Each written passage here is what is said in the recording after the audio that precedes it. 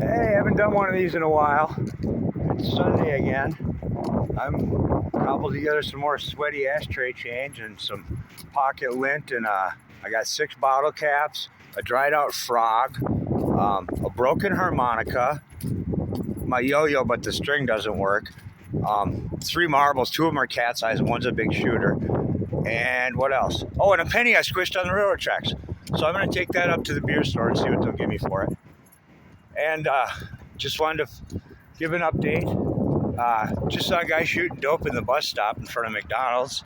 Gotta love the city, man. Gotta love the city. You know, I don't judge. I used to shoot dope myself. Lots and lots of it. I love shooting dope. I just can't do it anymore. You know, the only live friends I have are the ones that quit doing that shit. But I'm not judging the cat, but for fuck's sake, go down to the river, go to McDonald's bathroom or something, but just not right out in plain sight, you know? I guess that is judgy, and I'm saying I'm not judgy, but whatever. So, anyway, I'm going to get some beers, hopefully, for my trade goods. I'm going to try from now on to barter as the men did in the days of old. And then I'm going to go down by the waterfall, down by the river, drink a beer or 2 or 6 or 9, and have me a fire, smoke about 8 cigarettes, and then I got a big pot of Sunday gravy cooking on the stove on the low. That's pasta sauce. It's got leftover smoked brisket in it. It's got meatballs I made with ground pork, ground beef, and Italian sausage, and seasonings and breadcrumbs and milk and pecorino cheese. And it's got like crisp fried chicken legs that I put in at the last minute, so the skin is nice and crispy, and I set aside some of the crispy skin just chopped and put on top. So my boy Finn is keeping an eye on the sauce and stirring it, and I told him if I'm not back in an hour to go ahead and turn it off and cook some pasta and feed he and his brother.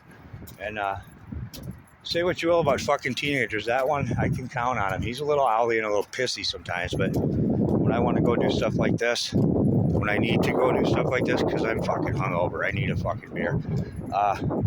I know that he'll finish cooking and feed his brother and keep shit mellow at my house, you know. And you know, I fought to keep that place for 9 months with their mama. So it's nice that I have it. It's nice that I have my boys.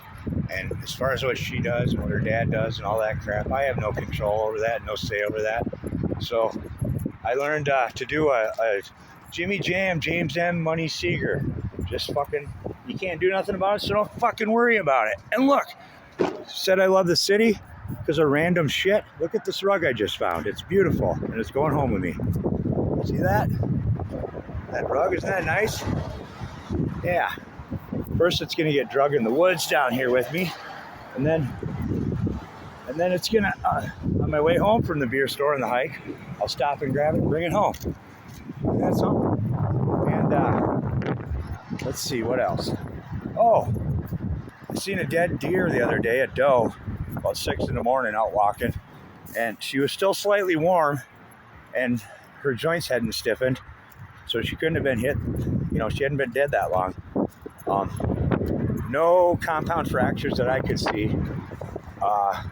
So I carried her into the woods by the creek. She was laying right in the middle of Shingle Creek Parkway and 49th Avenue. And I carried her into the woods, and I blew some tobacco smoke in her nose, and I put some tobacco on her, and I sang her to the spirit world. Because I got to keep right with the deer people. They fed me and clothed me and kept me well many, many times over the years. Anyway, stashed her in the woods, threw some leaves and sticks over. I was to run home, get my skinning knife, and come back. Usually I'll eat roadkill, like in the winter, you know, because it'll freeze right away. But with a deer or a larger mammal, that roadkill, when there's not an obvious like rib sticking out through the lungs or something, so she bled out that way, you don't know. It's internal injuries.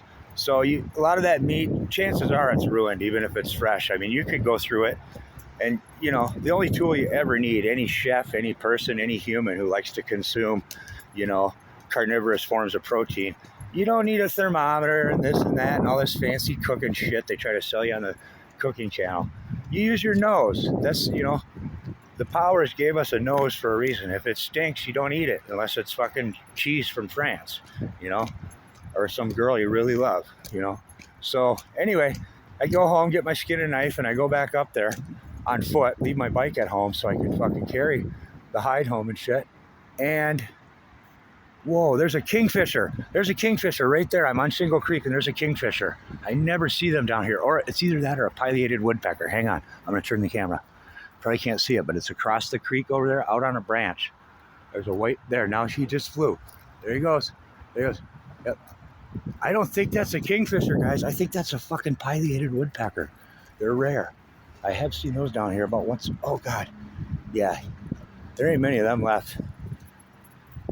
It ain't because they're not smart. Like, it's just because people are stupid. Like, they're so timid now. If you see, you know, red-headed woodpeckers, shit, there's thousands of them. They're like fucking sparrows.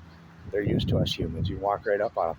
If you see a kingfisher or a pileated woodpecker, you gotta be a lot quieter than a fucking Indian's ghost shadow to sneak up on those guys. Okay, bye.